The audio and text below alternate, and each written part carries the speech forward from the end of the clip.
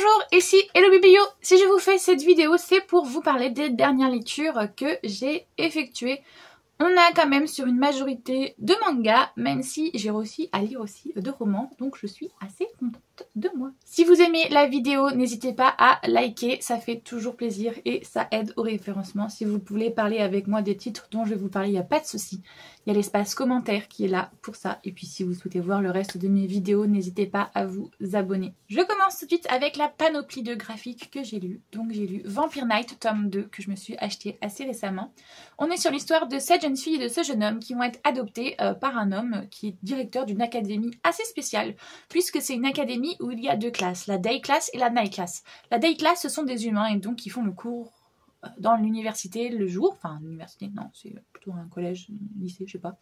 Et on a la night class qui donc du coup, comme son nom l'indique, fait cours la nuit parce que ce sont des vampires. Or c'est un secret assez important, personne ne sait l'existence des vampires. On n'a que ces deux-là, les chargés de la discipline, qui eux connaissent l'existence des vampires et donc du coup justement sont chargés de faire en sorte qu'il n'y ait pas de mélange entre la day class et la night class.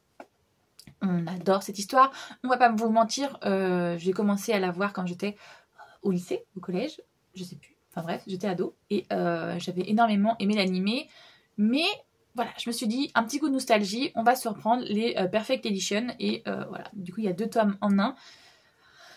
Mon petit bémol, comme vous pouvez le voir, c'est que les couvertures ne respectent pas l'histoire, puisque normalement les élèves humains, autrement dit eux, eh bien ont des costumes noirs et les vampires ont des costumes blancs. Dans le premier tome, je m'étais énervée contre la couverture puisque on voit Kaname, un vampire, et eux deux ont tous les trois des costumes noirs alors que Kaname est un vampire, il a un costume blanc.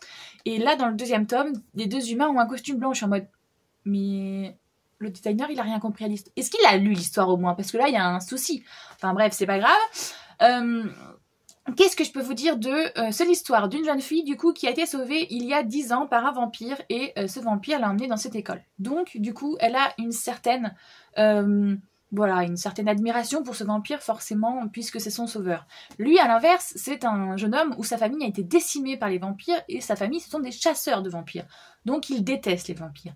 Donc ce demi-sœur et sa demi-frère n'ont vraiment pas les mêmes logiques et n'ont pas les mêmes valeurs, les mêmes systèmes de pensée forcément et du coup, ça va entraîner une relation qui est à la fois complice, puisqu'ils ont vécu des drames chacun de leur côté, et à la fois, eh bien, voilà, ils ont des divergences d'opinion assez importantes, et ça entraîne une relation qu'on va pouvoir voir. Et voilà, les vampires, les complots politiques, évidemment, tout ça. Je peux pas trop vous en parler sans vous spoiler, parce qu'on est quand même sur un tome 2, enfin... Normalement c'est le tome 3 et 4, donc voilà, j'ai adoré, je suis très contente, très nostalgique de retourner dedans, je kiffe de ouf. Ensuite j'ai reçu la suite de La sorcière aux champignons, on est sur le tome 5, donc c'est un peu compliqué de vous en parler sans trop vous spoiler, mais on va partir sur la base d'une jeune sorcière qui a été maudite, c'est une enfant qui a trop de pouvoir et qui risque de détruire le monde. Elle a réussi à battre sa malédiction, mais c'est quand même une sorcière de magie noire si je puis dire. Son don, elle en fait, quand elle marche, elle a derrière elle, en fait, elle laisse derrière elle des champignons toxiques. Et son pouvoir, c'est justement lié à tous les vices, à tous les maux. Elle est capable d'extraire, par exemple, si quelqu'un ressent de la jalousie, de l'envie, elle pose sa main sur son torse et il y a un champignon qui va sortir. Et du coup, en fait, ce champignon, c'est comme si c'était une pompe en fait. Il absorbe le vice et donc du coup, elle est capable de retirer les poisons et tout ce genre de choses.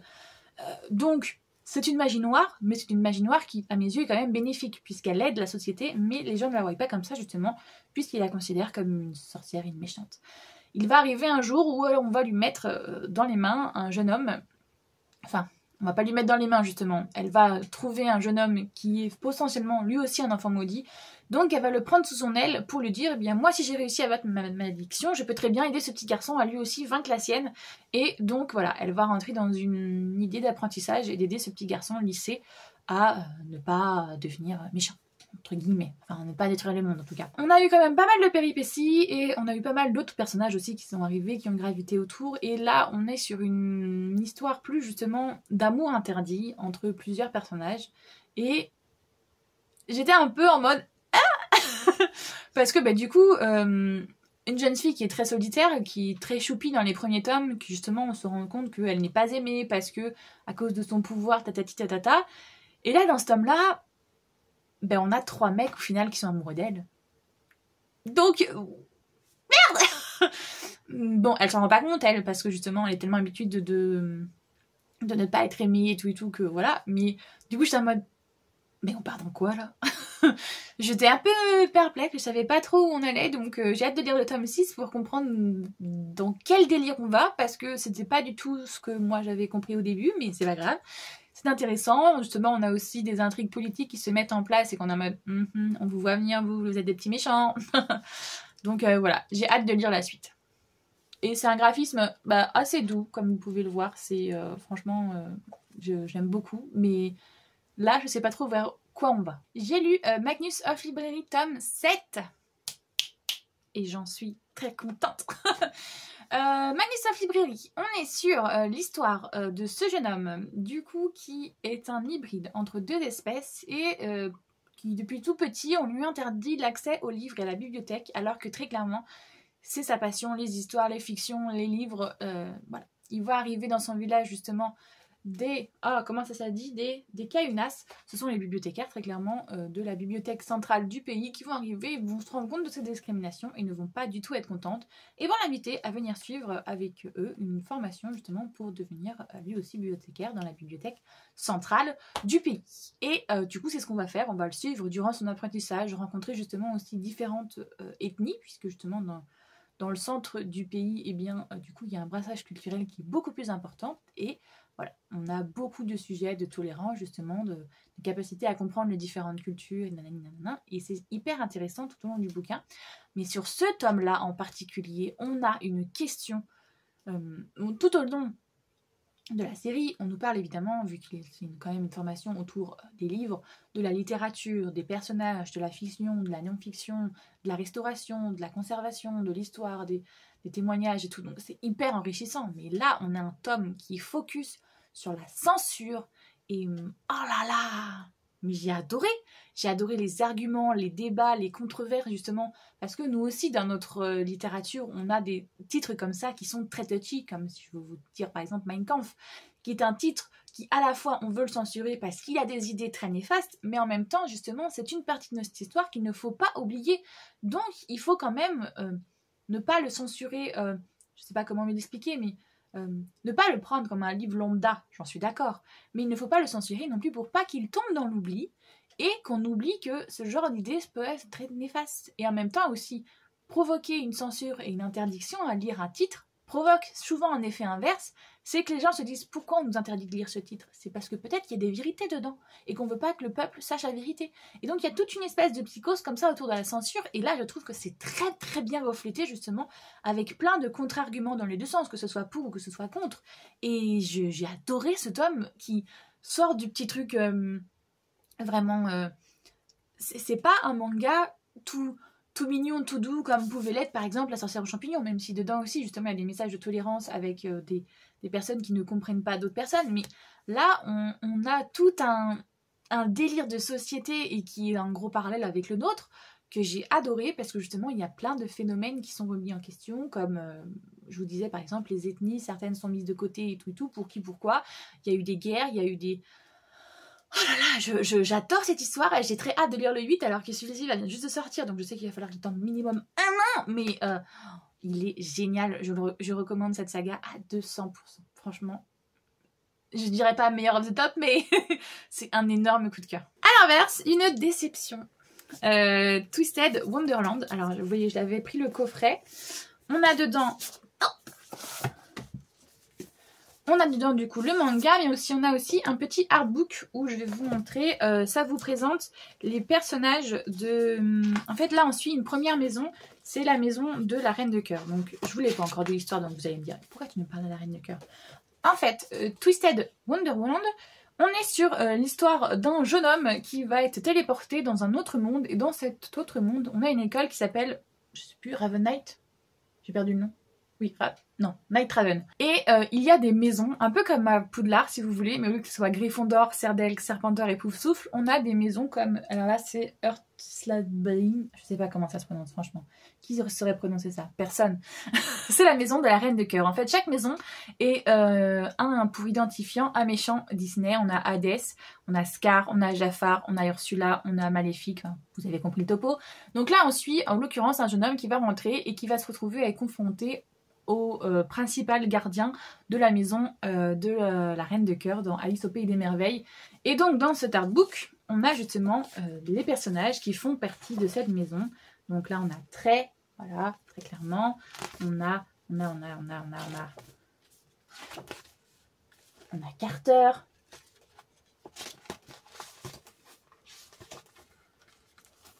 On a 2C. Enfin bref, vous voyez, on a plein de personnages justement qui nous sont dévoilés. Ace.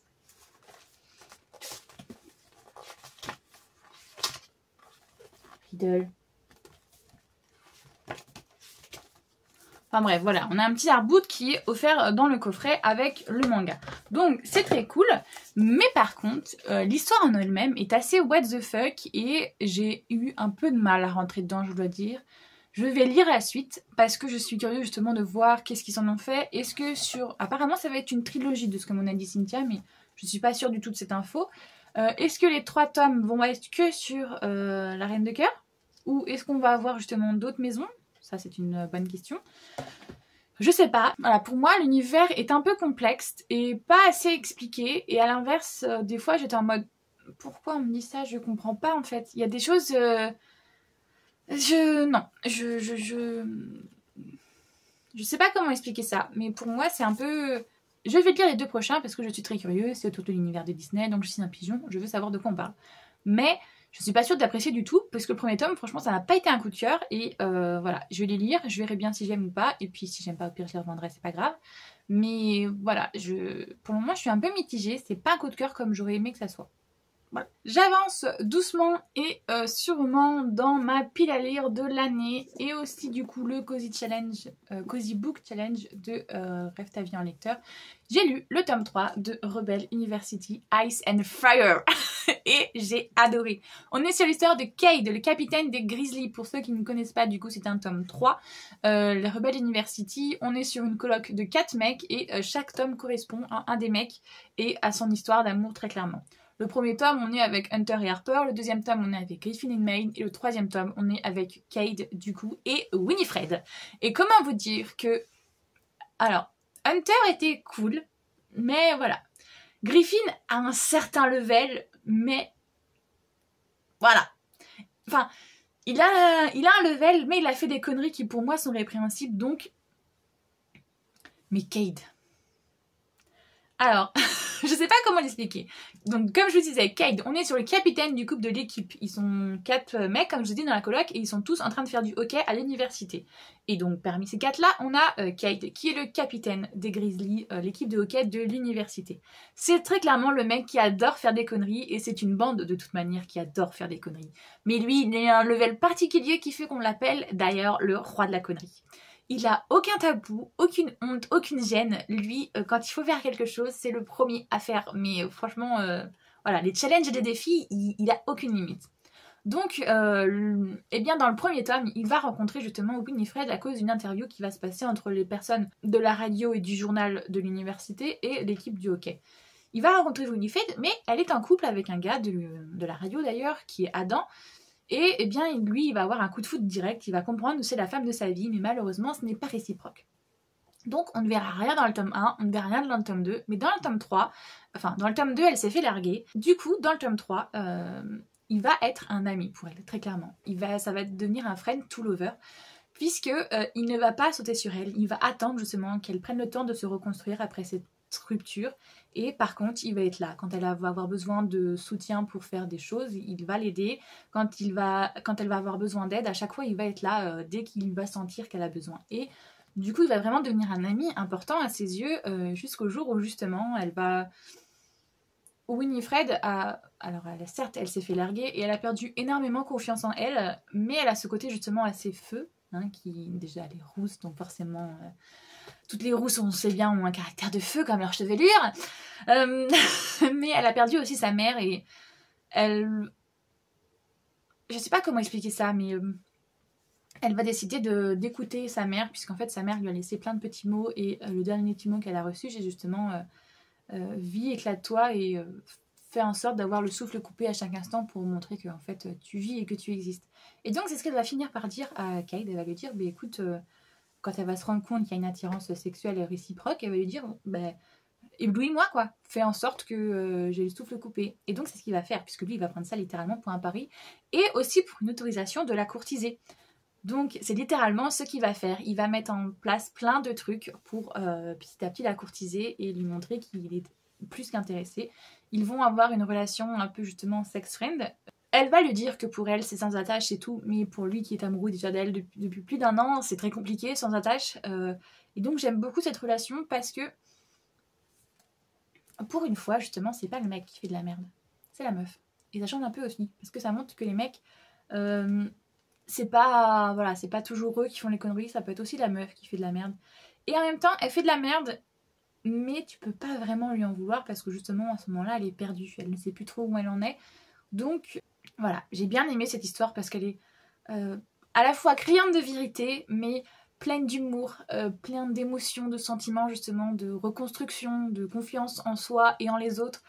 J'ai adoré, c'est une histoire de famille, d'amour, d'amitié, il y a tout qui est traité dedans et je peux que valider. En gros, moi, je veux le physique de Hunter, je veux la mentalité de Griffin et je veux le comportement de Cade. Et là, on a mon book boyfriend parfait. Oui, je suis relou, je sais. Sinon, on en parle de Zeke là, le dernier mec dans le tome 4, il a intérêt de rectifier le tir parce que là j'ai envie de le décapiter le mec. Mais alors, profond. Voilà, donc comment vous dire que ce livre-là, c'est bon, je l'ai lu. Très contente parce que du coup, il fait partie de ma pile à lire de l'année. Donc, il est dégagé. Il fait aussi partie du coup du Cozy Book Challenge que je fais, celui-là de Rêve ta vie en lecteur. Donc pareil, très contente, il est à dégager. Et puis en plus, c'est une suite de saga, donc on avance. Je suis très contente de l'avoir lu et j'ai hâte de lire la suite. Mais la suite, c'est le dernier. Alors là, par contre, je vais être au sang coup de ma vie parce que c'est le dernier. Et après, il n'y en a plus. On n'a plus cette bande de joyeux larrons là qui nous font rire à plus en pouvoir, donc je vais être assez triste je pense. Ensuite j'ai pris la voiture pour aller chez Cynthia et donc du coup je me suis permis d'écouter un audiolivre. J'ai écouté Un sort si noir et éternel de Brigitte Kiemeyer je crois, si je me trompe pas de nom. C'est une réécriture de La Belle et la Bête. C'est une jeune femme, Harper, qui a une maladie qui fait qu'elle a un handicap, je crois, sa cheville, voilà, elle a un truc avec sa cheville qui fait qu'elle boite. Et c'est une jeune femme qui a des problèmes de famille. Son père a eu énormément de dettes, donc son frère et elle doivent régler les dettes de son père qui a disparu. En plus de ça, se rajoute à ça le cancer de leur mère, donc très clairement, l'argent c'est la merde. Ils vivent à Washington et ils doivent aider en gros le gars à qui leur père doit des dettes pour la rembourser tout simplement. Donc là on est sur une nuit où elle fait le guet pour son frère puisqu'elle ne peut pas vraiment aider, mais au moins elle peut faire le guet. Et elle va voir dans une ruelle un jeune homme qui est en train d'emmener une femme qui est évanouie. Donc elle ne va pas pouvoir ne rien faire, elle va décider d'agir et elle va prendre une barre de fer et taper sur ce mec pour l'empêcher d'enlever cette fille, très clairement. Mais tout ne va pas passer exactement comme prévu puisque ce mec en question eh bien, va l'emmener. Il va passer d'une dimension à l'autre, si je puis dire, et ils vont se téléporter dans le royaume où il vit. En l'occurrence, je vous présente Gray, le commandant de l'armée du prince, ou du roi, si on le peut dire, d'un royaume qui est maudit, un royaume où il y a une bête féroce qui tue le peuple, et où un prince, justement, ne peut pas sortir de son château. Vous avez très bien compris, hein, c'est une réécriture de La Belle et la Bête. Le but justement de la malédiction, c'est que le prince qui devient bête trouve une personne qui sera capable de l'aimer et de se faire aimer en retour. Voilà, classique, hein. Mais le problème, c'est que Harper justement est déjà très méfiante à la base. Le gars, il a voulu emmener une meuf, donc voilà, elle s'échappe, elle leur tape dessus dès qu'elle trouve un objet. Voilà, et eux ils n'ont pas du tout l'habitude parce que d'habitude les jeunes filles qu'ils enlèvent sont plutôt des jeunes filles qui sont assez faciles, assez superficielles et qu'ils arrivent facilement à séduire, mais qui quand on se rend compte de la vérité, du coup en fait on se rend compte que justement ce ne sont pas des sentiments amoureux qu'elles ont, c'est vraiment des avares, puisque c'est plus voilà, superficiel, le fait que ça soit un prince, palais enchanté, nanani nanana. Alors que elle, Harper, très clairement, on n'est pas sur ça du tout justement, elle lui dit très clairement mais moi en fait vous me débectez, vous êtes un connard arrogant, vous laissez votre peuple crever de faim alors que vous avez un château enchanté qui produit de la nourriture autant comme autant. Enfin voilà, elle va le remuer pas mal dans le brancard, lui sortir de ses certitudes et eh bien l'enchanteresse va venir voir le prince en lui disant bah écoute, ça tombe bien que ça se passe comme ça parce que je décidais que ce serait la dernière fois puisque en gros à chaque fois ils enlèvent une fille et ça leur laisse genre la saison. Je vais vous dire une connerie, mais 3 mois pour se dire la fille. Si la fille n'est pas solide au bout des 3 mois, il se transforme en bête. Et donc, du coup, on recommence une saison. Nanana. Et là, ils sont à des centaines et des centaines de fois d'avoir essayé. Et elle dit, bah, écoute, cette fois-ci, ça sera la dernière. Si tu ne réussis pas à la fin, eh bien, très clairement, tu deviendras une bête. Définitivement, tu ne seras plus un prince. Et donc, du coup, ton royaume sera en désuétude puisque tu n'arriveras plus à l'administrer. En plus, il y a évidemment... Vu que ça fait plusieurs années, 5 ans je crois que le prince et la famille royale ne se sont pas montrés, eh bien il y a des royaumes à côté qui veulent venir envahir, donc c'est tout un bordel politique et tout.